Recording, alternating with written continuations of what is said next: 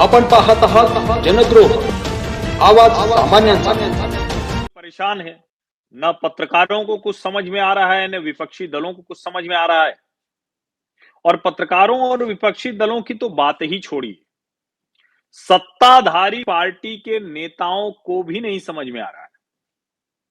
अभी क्या है जो नहीं समझ में आ रहा है? दरअसल चौंकाने वाले निर्णय लेने के लिए जानी जाने वाली नरेंद्र मोदी सरकार अचानक, सचमुच ये बात न समझ में आने वाली है कि जब विंटर सेशन अभी होने वाला है, तो उसके बीच में ये क्या जरूरत थी, जो जिसको कहा जा रहा है ना कि ये सेशन जो बुलाया गया है और ये विशेष सत्र है।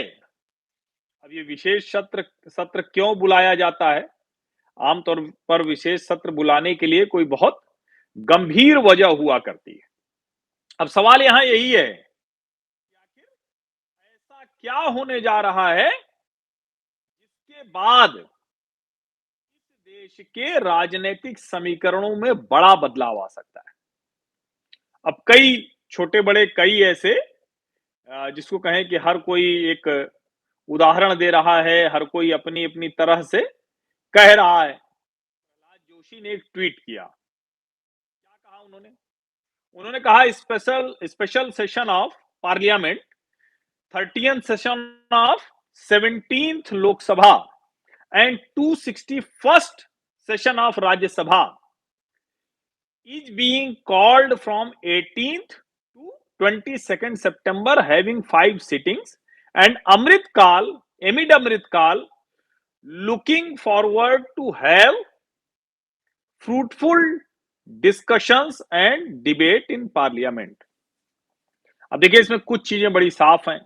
सरकार की मंशा कुछ तो ऐसी गंभीर है, क्योंकि विंटर सेशन के पहले एक स्पेशल सेशन बुलाया जा रहा है। अभी अभी मॉनसून सेशन खत्म हुआ। मॉनसून सत्र में अगर आप ध्यान से देखिए, तो सत्र में कोई चर्चा नहीं हो पा रही थी, कोई बहस नहीं हो पा रहा था। दिल्ली सेवा बिल और ये जो नो कॉन्फिडेंस मोशन, अविश्वास प्रस्ताव, इसके अलावा तो कोई बात हो नहीं पाई।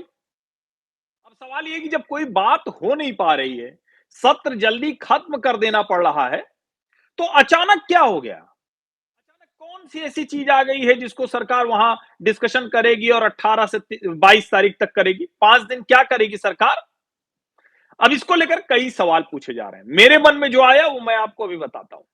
लेकिन जो जो विकल्प आ रहे हैं, वो सबसे पहले तो कहा जा रहा है कि भाई लोकसभा चुनाव वो जल्दी कराने की तैयारी है। ये जो 5 राज्यों के विधानसभा चुनाव है, उनके साथ लोकसभा चुनाव कराया जाएगा।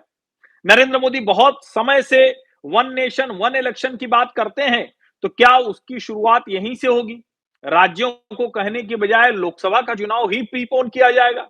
फिर लेकिन याद आ जाता है कि 2004 में अटल बिहारी वाजपेयी ने अपना चुनाव पहले खिसका दिया था। जो अक्टूबर नवंबर में चुनाव होना था, उसको कर दिया अप्रैल मई में। मई में सरकार, अब मई में चुनाव हुआ करते हैं, मतलब मार्च अप्रैल मई।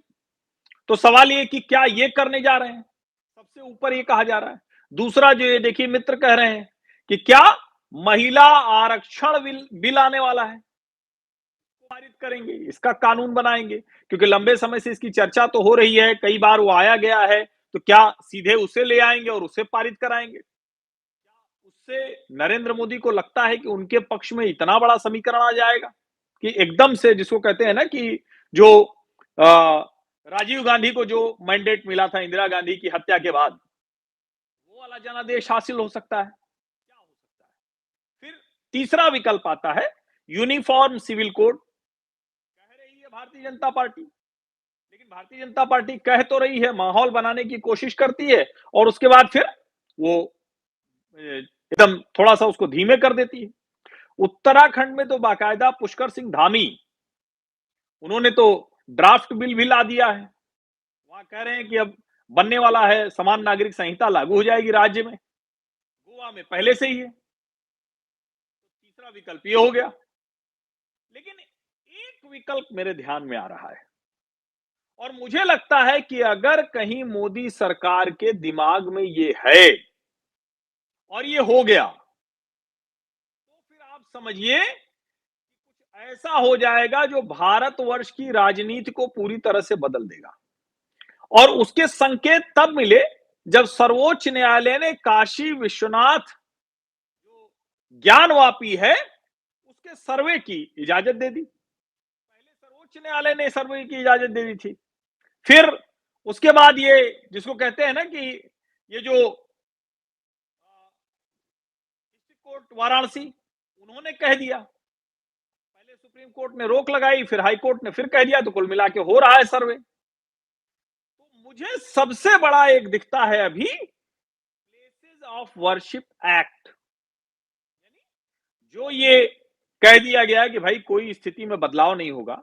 मोदी सरकार को भी साफ दिख रहा है, बहुत साफ साफ दिख रहा है कि जो मथुरा और काशी है वहां हिंदू एक रत्ती पीछे जाने वाला नहीं है। अब मैं बाहर हूं मित्र, आवाज अगर ब्रेक कर रही है तो उसमें बहुत कुछ कर नहीं पाएंगे। अगर बहुत बुरी आवाज है तो बताइए, फिर मैं बंद कर दूंगा, ये चर्चा जो है इसको छोड़ दूंगा। हाँ, वॉइस प्रॉब्लम है। अगर आप लोग सब बताइए, आप लोग और लोग भी बताइए, अगर आप लोग कहेंगे कि बहुत खराब स्थिति है तो फिर मैं इसको बंद कर दूंगा। ये आप मुझे बताइएगा कि अगर ज्यादा मुश्किल है तो मुझे बताइए, मैं प्रतीक्षा करता हूं आपकी, क्योंकि मैं हूं बाहर अभी और वहां नेटवर्क जो है वो बार बार आ जा रहा है। तो जाहिर है कि कितना भी 5G टेक्नोलॉजी हो जाए लेकिन अभी एकदम से नहीं है।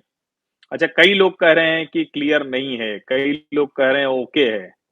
अच्छा, थोड़ा आगे आकर बोलें। आगे आने से कुछ नहीं होगा मित्र, वो तो आवाज जितनी जानी है वो तो आएगी आएगी। चलिए हम बात कर लेते हैं, खत्म ही करते हैं। तो पहला विकल्प जल्दी चुनाव हो सकता है, दूसरा विकल्प महिला आरक्षण, तीसरा विकल्प ये जो समान नागरिक संहिता, चौथा विकल्प जो मेरे मन में आया, ये मैं जानता नहीं हूं, इस सरकार को कुछ कहते हैं ना कि एकदम से अनुमान लगाना कठिन है। चौथा विकल्प प्लेसेज ऑफ वर्शिप एक्ट, और मुझे लगता है बहुत जरूरी है इस पर बातचीत हो, बहुत जरूरी है। प्लेसेज ऑफ वर्शिप एक्ट है जिसपे मैं सबसे ज्यादा दांव लगा रहा हूं, सबसे ज्यादा दांव लगा रहा हूं। अब इसके बाद और क्या हो सकता है? इसके बाद ये सरकार संविधान में और कोई संशोधन करने की बात कर सकती है क्या?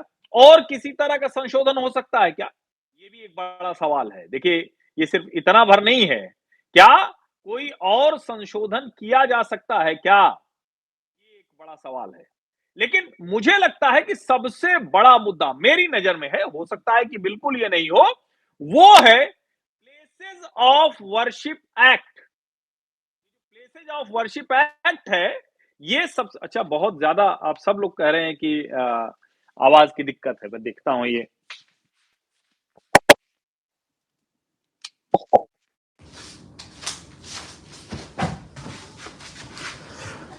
हाँ, अभी भी आवाज की दिक्कत है या अब कुछ ठीक हुई?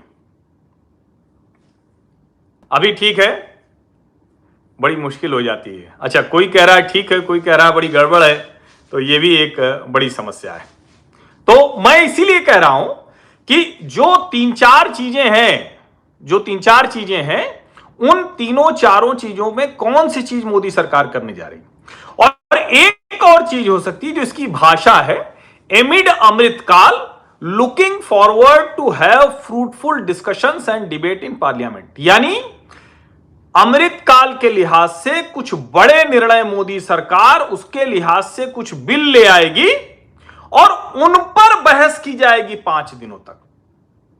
तो ये 5 है जिसमें मुझे प्लेसेज ऑफ वर्शिप एक्ट और दूसरा अमृतकाल के लिहाज से पूरे देश की जो संवैधानिक व्यवस्था है, लोकतांत्रिक व्यवस्था है, उस सब में बड़े बदलाव को लेकर सरकार बहस कराना चाहती है और बहस कराकर उसको दुरुस्त करना चाहती है, ये मुझे लगता है। अब होगा क्या ये कोई जानता नहीं। देखिए, ये एक और जोड़ दिया, वक्फ एक्ट। लेकिन मुझे वक्फ एक्ट के लिए ये नहीं लगता है, वक्फ एक्ट को लेकर ऐसा कुछ नहीं करेगी मोदी सरकार। मतलब ये सब अनुमान है। अब वो क्या सोच रहे हैं, नरेंद्र मोदी के सोचने का अपना अलग तरीका है, और वो जब सोचते हैं तो उसको ठीक भी कर ले जाते हैं। तो मुझे ऐसा लगता है, तो मेरी सबसे पहली मतलब मेरी अपनी जो जिसको कहते हैं ना कि एक जो बेसिक इंस्टिंक्ट है जो अंदर से आ रहा है, वो ये कह रहा है कि प्लेसेस ऑफ वर्शिप एक्ट पर सरकार कुछ ले आएगी। दूसरे नंबर पर है ये जो पूरा ढांचा है अमृतकाल के लिहाज से भारत सरकार कैसे इसको बदलने वाली है, नरेंद्र मोदी इसको क्या कुछ देखते हैं, उस पर बात हो सकती है। उसके बाद फिर महिला आरक्षण, समान नागरिक संहिता, ये सारी की सारी चीजें तो है ही है। तो अब यही मैं चर्चा रोकता हूं, क्योंकि वैसे भी ठीक बात है कि अगर आवाज नहीं ठीक आ रही तो फिर बहुत देर तक आप सुन नहीं पाएंगे, और मैं भी नहीं चाहूंगा कि आप जिसको कहते हैं ना कि कष्ट आपको उठाना पड़े मुझे सुनने के लिए, ये उचित नहीं है।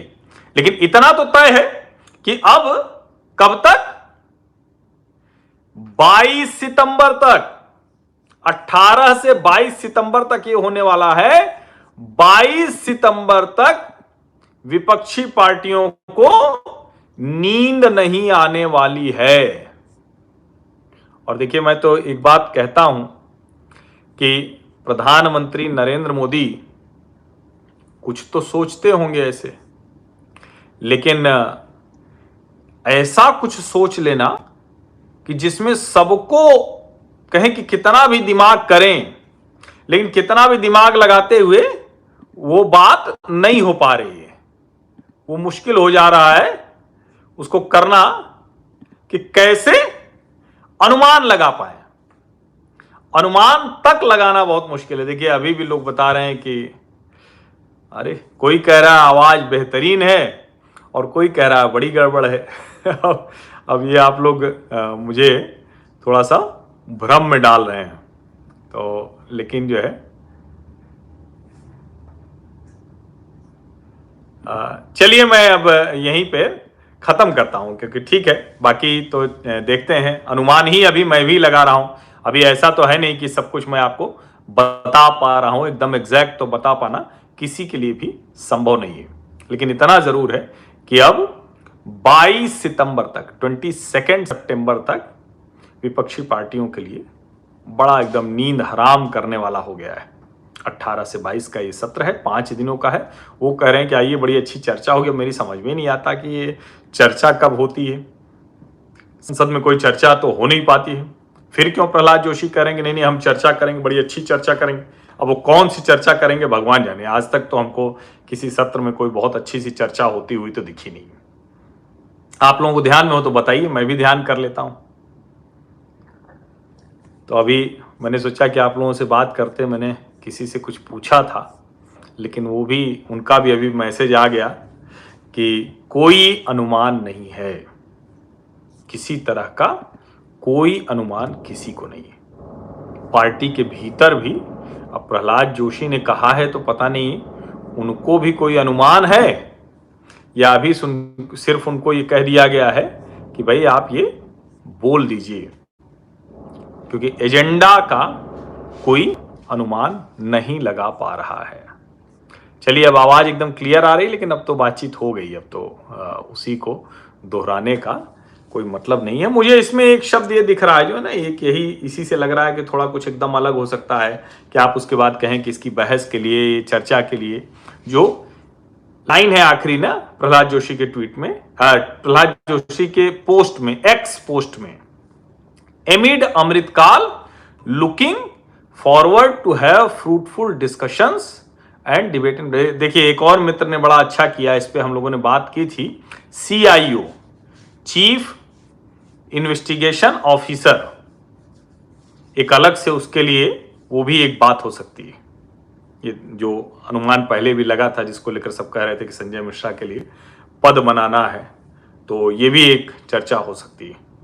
तो हालांकि उसके लिए अलग से विशेष सत्र लाने की जरूरत है कि नहीं है, ये बड़ा सवाल है। क्योंकि लेकिन हाँ, एक चीज और इसमें है, देखिए 15 सितंबर तक ही हैं संजय मिश्रा, ये भी एक कमाल की बात है। 15 सितंबर तक ही हैं संजय मिश्रा, बड़ा गड्ढा मड्ढा हो गया। लेकिन चलिए ठीक है, मैं तो कई बार कहता हूं जरूरी थोड़ी ना है कि सब चीज के हम एकदम हम ही सारी चीजें बताएं। आपसे हम कई बार चर्चा करते हैं तो कई बार बातें निकल आती हैं। अब अभी कुछ उसी तरह की स्थिति है, तो मुद्दे कितने हो गए एक बार फिर से गिन लेते हैं, तो देखते हैं कि क्या क्या। नहीं, बिजनेस एडवाइजरी कमेटी तो वो तो होगा ही होगा, वो तो उसके बिना तो हो ही नहीं सकता ना। जो पार्लियामेंट की जो बिजनेस एडवाइजरी कमेटी होती है वो तो उसको तो बताना ही पड़ेगा, लेकिन वो तो तब बताना पड़ेगा ना जिस दिन आना होगा, उसके एक दिन पहले आ जाएगा। उसमें कौन सी दिक्कत है, उसमें तो कोई बहुत समस्या तो है नहीं। हाँ, तो ये बहुत कोई दिक्कत नहीं। वक्फ बोर्ड वाला मुझे नहीं लग रहा है अब होने को। नहीं, ब्लूटूथ कब का निकाल दिया भाई, अब तो ब्लूटूथ नहीं है, अब तो बहुत पहले निकाल दिया। वो तो मतलब आप लोग कहते थे कि उसको लगाइए तो लगाते थे, अब आपने कह दिया तो निकाल दिया जो है। तो फिर से एक बार लिस्टिंग करते हैं और यही बात खत्म कर देंगे। अर्ली इलेक्शंस, मुझे लगता है कि ऐसा करना नहीं चाहिए, क्योंकि समय है क्या, अभी ऐसा मोमेंटम है कि वो एकदम से सब बदल जाएगा। दूसरा, समान नागरिक संहिता, महिला आरक्षण bill, places of worship act, ये जो CIO वाला पद जैसा है, इसको क्या अलग से करने की आवश्यकता होगी। फिर अच्छा, इसमें तो ये भी था कि अध्यादेश लेकर आते और फिर बिल लेकर आते, लेकिन सीधे बिल लेके आने की क्या जरूरत है। और अमृतकाल पर कुछ और नए तरह की चीजें, तो ये सारी चीजें हैं जो मोटा मोटा इसमें हो रहे हैं। अच्छा देखिए, सबका अपना अपना अनुमान है। नहीं, रोहिणी आयोग की रिपोर्ट लागू करने में अब चूंकि जातीय जनगणना एक बड़ा मसला तो है, जातीय जनगणना फंसा भी रही। जातीय जनगणना भारतीय जनता पार्टी के लिए भी बहुत आसान नहीं है, ठीक है। अब इसमें यह भी सच है कि उनके लिए भी बहुत आसान नहीं है, क्या बोलते हैं, विपक्षी दलों के लिए भी। अभी तो ठीक है, अभी चाहे जो हो, लेकिन यकीन मानिए कि वो अभी हल्ला हंगामा कितना भी करते रहें, उनको भी पता है, उनको भी पता है कि जातीय जनगणना हुई तो ऐसा थोड़ी ना है। और अब कोई पिछड़ा एक बंच नहीं है ना, कि पिछड़ी जातियों का एक समूह है। मान लीजिए यादव कुर्मी जो दो जातियां हैं, पटेल और यादव, अब वो सब संपन्न जातियां हैं भाई। मुझे तो नहीं ध्यान में है, मैं तो कहता हूं भाई, देखिए राजे रजवाड़े वाले राजपूतों को छोड़ दीजिए, वरना ब्राह्मण राजपूत के मुकाबले कोई यादव पटेल कमजोर थोड़ी ना है। कोई हो तो बताइए। अरे नहीं, गिरफ्तारी के लिए स्पेशल सेशन नहीं बुलाया जाता भैया, कम से कम आप लोग ये बेसिक्स वाला काम गड़बड़ मत कीजिए। आप हमारे सामाजिक परिवार के सदस्य हैं और मैं कहता हूं कि मोस्ट अवेयर लॉट है, तो आप लोग बेसिक ना गड़बड़ कीजिए, मतलब जो सामान्य चीजें हैं वो गड़बड़ मत कीजिए। बाकी तो जितने तरह के अनुमान होते हैं वो सब लग रहे हैं। अब उनमें से कौन सा अनुमान सही निकलेगा ये देखने की बात है। सब अनुमान ही पूछ रहे हैं, कोई भी ऐसा व्यक्ति नहीं है। मुझे सिर्फ एमिड अमृतकाल वाला है एक जो विषय लग रहा है, जो हो सकता है कि कोई 5 दिन का सत्र बुलाए और कहें कि अमृतकाल में क्या क्या होना चाहिए, उस सब पर बहस कराते हैं। मतलब कई बार ये होता है ना कि नरेंद्र मोदी और जब उसमें वो विषय लेकर आएंगे, बहस करेंगे, तो लोगों को लगेगा कि हाँ बात तो सही है भाई। अब अगर आप ये कह रहे हैं कि एकदम मतलब अगले 25 साल निर्णायक हैं, तो उस 25 साल के लिए क्या योजना रचना होनी चाहिए, ये योजना रचना तो आप डिबेट करके ही पता चलेगा ना। कैसे पता चलेगा? ये तो पता तभी चलेगा जब आप उसको बहस करेंगे, चर्चा करेंगे। और जब एक बार वहां चर्चा बहस हो जाएगी तो उसके बाद देश में भी उसकी चर्चा होने लगेगी। तो अब ये देखने की बात है कि ये क्या करेंगे। मतलब कोई भी इसमें एक चुनाव, एक देश, नागरिक संहिता, पता नहीं क्या क्या है। अच्छा अब देखिए, जो एक अनुमान लोग लगा रहे हैं ना, उसको मैं थोड़ा स्पष्टता दे दूं। कुछ लोग जो भारतीय न्याय संहिता की बात कर रहे हैं, जिसको अमित शाह ने रखा था अभी जो मॉनसून सेशन, वो नहीं संभव है, क्योंकि उसका समय है। वो स्थायी समिति को गया है, लॉ कमीशन को गया है, सबको गया है, तो उसमें संभव नहीं है कि आप ऐसे कर दें। ये समझिए आप इसको, ये थोड़ा सा अगर ये किसी के मन में आ रहा है तो ये ठीक नहीं है, क्योंकि ये संभव नहीं है। ये इसको बहुत ठीक से समझिए। अच्छा देखिए, जम्मू कश्मीर विधानसभा का चुनाव उस पर बहुत लोग कह रहे हैं, तो उसके लिए भी कोई सत्र बुलाने की जरूरत थोड़ी ना है। उसके लिए भी कोई सत्र बुलाने की जरूरत नहीं है। अब चूंकि वहां सर्वोच्च न्यायालय में बहस चल रही है, तो वो भी एक लोगों के मन में आ रहा है कि कहीं कुछ उस लिहाज से तो कुछ नहीं होने जा रहा है, लेकिन उसके लिए किसी स्पेशल सेशन की जरूरत नहीं होती है। ये समझना बहुत जरूरी है। अब देखिए, ये नहीं पता तो नहीं चलता है, लेकिन हम लोग तो पत्रकार हैं और देश तो जानना चाहता है ना उसको। ऐसे कैसे होगा कि नहीं समझ पाएंगे। अब ये बात सही है कि कहीं कुछ ऐसा तो नहीं वो लेकर आएंगे। लेकर क्या आएंगे? किसी ऐसे विषय पर बहस तो नहीं कराएंगे कि देश के खिलाफ कोई बड़ी जो राष्ट्रीय अंतर्राष्ट्रीय साजिशें चल रही हैं उस पर डिबेट कराने की तो कोई तैयारी नहीं है। ये भी तो एक महत्वपूर्ण है ना। हालांकि एक बड़ा वर्ग है, क्योंकि ममता जी ने कह दिया, नीतीश कुमार ने कह दिया, तो ये भी कहा जा रहा है कि चुनाव क्या पहले करा देगी मोदी सरकार, क्योंकि अभी तो विपक्षी गठजोड़ तय ही कर रहा है कि कैसे हम एक साथ आएंगे, क्या कुछ करेंगे। तो ये भी एक महत्वपूर्ण है कि क्या विपक्षी गठजोड़ की पूरी तैयारी न हो, इसके लिए है। हालांकि इस पे मैं थोड़ा सा मेरा अपना ये गट फीलिंग कह लीजिए, अंदर से जो आवाज आती है कि मुझे लगता नहीं है कि नरेंद्र मोदी वो पहले कराने का ऐसा कुछ सोच रहे होंगे। लेकिन कई बार होता है ना कि आप सरप्राइज एलिमेंट जब थ्रो करना चाहते हैं तो उसके लिए तो फिर बिल्कुल कोई भी नियम, कानून, कायदा, स्थापित धारणाएं, परंपराएं कुछ भी काम नहीं करती। तो देखिए क्या क्या होता है। अच्छा देखिए, एक नई चीज है ये। अच्छा, ये ऐसे समय पे ये भी लगता है कि कितनी चीजें हैं इस देश में जो हो जानी चाहिए, लेकिन सरकारें उसको करती ही नहीं रही। अब जैसे अभी देखिए, अभी किसी ने जुडिशियल अपॉइंटमेंट बिल की बात की है, जो एक समय में अटल जी की सरकार में आया था ना, वो NJAC, national judicial appointment commission. अरे आप लोग देखते हैं इसीलिए तो हम बोल पा रहे हैं। आप लोग देखना बंद कर देंगे तो हम बोलना बंद कर देंगे। सारा खेल तो यही है ना, क्योंकि हमारा सामाजिक परिवार हमको सुनता है, तो इसीलिए हम जिसको कहते हैं कि आते हैं। देखिए, एक चीज और जोड़ी, EC हेड के लिए चुनाव, मुख्य चुनाव आयुक्त के लिए, वो उसके लिए कितनी चीजें हैं। मतलब सचमुच अगर आप ऐसे समय में कोई भी एक चीज ऐसी नहीं दिखती है। अच्छा, वन इंडिया पॉलिसी अलग से नहीं, उस पर कोई अलग से प्रस्ताव और वो सारी चीजें तो आ सकती हैं, लेकिन उसके लिए स्पेशल सेशन जो है वो थोड़ा सा नहीं लगता है एकदम, जिसको कहते हैं ना कि वो एकदम से नहीं लगता है कि सिर्फ उसी के लिए इतना कुछ करेंगे। ये समझिए। नहीं, कश्मीर में ऐसा क्या है? कश्मीर के लिए कोई स्पेशल सेशन बुलाने की जरूरत ही नहीं। नहीं, मध्य प्रदेश का माहौल तो ठीक ही है। मध्य प्रदेश का माहौल तो मतलब एक तरह से कहें तो मुकाबला वहां मजबूत था। लेकिन नहीं, ये मेरा अपना अनुमान था कुलकर्णी जी, ये मेरा अनुमान अपना था कि शायद ये हो सकता है, क्योंकि अंतर्राष्ट्रीय साजिशें बहुत हो रही हैं, तो हो सकता है कि सदन के पटल पर वो बातचीत करने की कोशिश की जाए। और जाहिर है, जब वो सदन के पटल पर बात होगी तो आपको बात करनी पड़ेगी ना, पूरे विपक्ष को ये कहना पड़ेगा ना। ऐसा तो हो नहीं सकता है। समझिए इसको।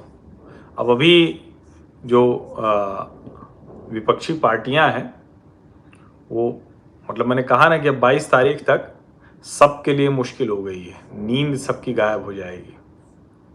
अभी अरविंद सावंत, वो उद्धव सेना के सांसद हैं, उन्होंने क्या कहा? उन्होंने कहा है कि संसद के इतिहास में कभी भी कोई ऐसा सत्र वो त्योहार के बीच में नहीं आया है।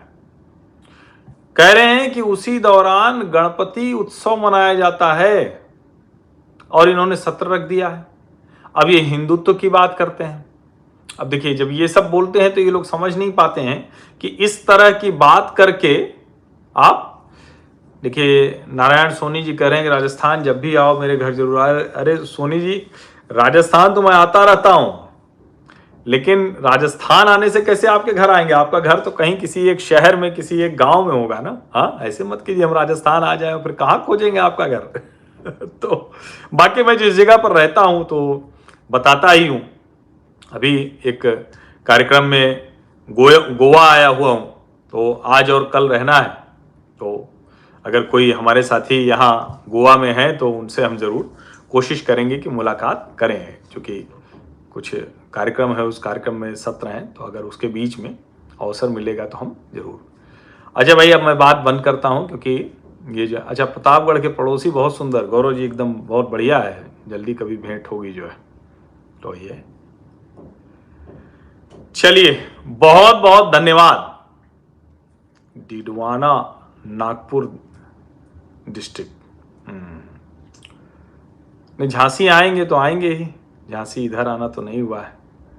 बहुत बहुत धन्यवाद आप सभी लोगों का। अब तो सब कुछ अनुमान पे ही है, और मैं एकदम ये कह रहा हूं ना कि मेरा एक गट फीलिंग है, एक अंदर से आ रहा है, लेकिन वो नरेंद्र मोदी की जो योजना होती है उसी के लिहाज से करते हैं, वो कोई हमारी आपकी गट फीलिंग से नहीं करते हैं। जब उनकी तैयारी हो जाती है तो फिर वो उसको कर लेते हैं। तो अब कौन सी तैयारी उन्होंने कर रखी है, किस पर उन्होंने पूरा, जिसको कहते हैं ना कि होमवर्क दुरुस्त कर रखा है, अब सिर्फ उसको करना है, तो ये देखते हैं। चलिए, बहुत बहुत धन्यवाद, आप सारे लोग जुड़े हुए हैं, तो छोड़ने की नहीं हो रहा है। देखिए ये पोकिया जी कह रहे हैं कि आपकी आवाज़ दुरुस्त करो। अरे महाराज, हमारी आवाज़ दुरुस्त है, नेटवर्क की वजह से दिक्कत है। हमारी आवाज़ कब गड़बड़ हो गई? हमारी आवाज़ तो देखिए बढ़िया सुनाई दे रही होगी। हाँ, चलिए, Modi is known for surprises. बस इसी नोट पर बंद करते हैं, इसी नोट पर इस चर्चा को विराम देते हैं। प्रतीक्षा करते हैं क्या कुछ होने वाला है। अगर मुझे कोई अनुमान लगेगा तो मैं आपको अवश्य बताऊंगा। एक एमिड अमृतकाल, यानी उस पर डिस्कशन हो जाए, अलग से चर्चा हो जाए, कुछ उस पर नई रणनीति बन जाए, कुछ चीज़ों पर बहस डिबेट, देश कैसे चले। और दूसरा जो प्लेसेज ऑफ वर्शिप एक्ट, ये मेरे अंदर से आ रहा है। संजय मिश्रा उसमें हैं, बहुत से लोग हैं उसमें, लेकिन उसके अलावा ढेर सारी चीज़ें हैं जिनमें से कोई भी हो सकती हैं। आप सभी का बहुत बहुत धन्यवाद। हाँ, सबसे भेंट हो रही है जो है। आप सभी का बहुत बहुत धन्यवाद इस चर्चा में शामिल होने के लिए। और चूंकि मुझे लगा कि ऐसा विषय है कि इस पर मुझे बात करनी चाहिए अपने सामाजिक परिवार में, तो ऐसी चर्चा तुरंत कर लेनी चाहिए। इस पे अलग से बात करेंगे, अडानी हिंडरबर्ग पे अलग से बात करेंगे। ये जिसको कहें ना कि जो देश विरोधी साजिशें करने वाले लोग हैं, वही लोग ये कर रहे हैं, लेकिन उस पर मैं बात करूंगा, उस पर। चलिए, बहुत बहुत धन्यवाद। जनद्रोह आवाज सामान्यांचा या चॅनलला लाईक करा, शेअर करा, सबस्क्राईब करा.